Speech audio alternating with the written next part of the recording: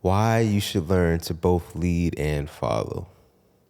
For me, there's always been this stigma against leaders learning how to follow because it is a feminine thing. And as a heterosexual male, you don't want to come off as feminine. That's the last thing you want to come off as. So I've always noticed that maybe it's just me, maybe it's what I perceive in my own world, but it's always felt like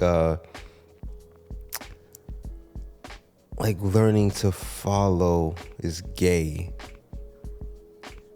and it's something that's very hard to get over. And maybe it's just the American culture, maybe it's just me, I don't know what it is. But when you learn to do the opposite role, when you're a lead who learns to follow or a follow who learns to lead, it ultimately makes you a better dancer. And why is that? It's because, I'll speak from a lead's perspective, when you are a lead who learns to follow, when you are in that follower's role, you notice the flaws in a leader. You start to notice what makes for a good leader versus what makes for a bad leader.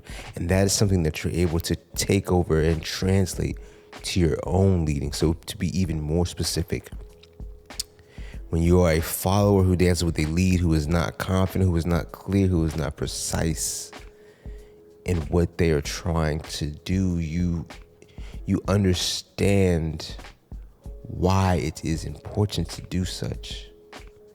If you are unsure leading a left-hand turn, the follower doesn't know what to do. And then you say, oh, okay, so this is what it's like. So it really helps, man. And the same thing for a follower learning to lead.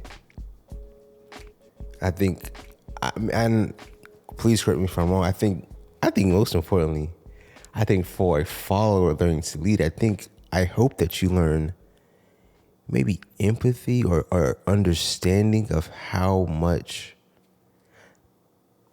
is involved with leading. There's a lot going on with leading, man, especially for the good leaders, man. They're juggling so many different things at a time, and when they're able to make it effortless, when they're able to make it look effortless, it's really amazing. I'm not trying to say that leading is more difficult or anything, but I mean, truly though, especially in that beginner stage, I really hope that followers can understand how intimidating it is as a leader, especially for something, a new skill.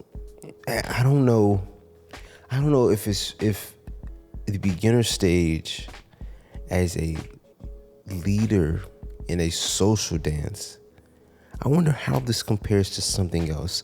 Like, how does learning to lead in salsa, how does that compare to learning to box? Or learning to do Brazilian Jiu-Jitsu? Or learning to paint? What I mean is that those three specific things, those are like individual things, meaning you don't have to be really concerned about trying to get someone else through this.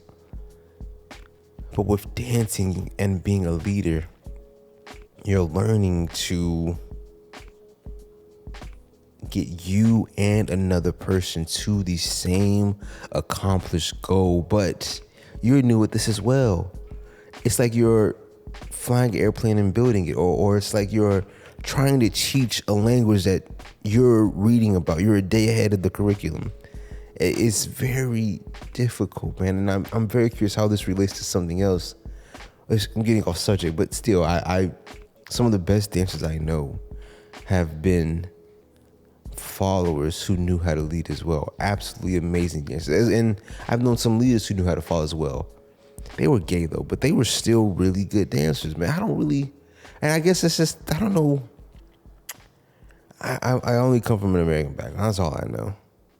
Unfortunately, I'm not danced overseas. I'm curious if Europe or other places have the same stigma of learning to follow for leaders. Yeah, let me know what y'all think, man.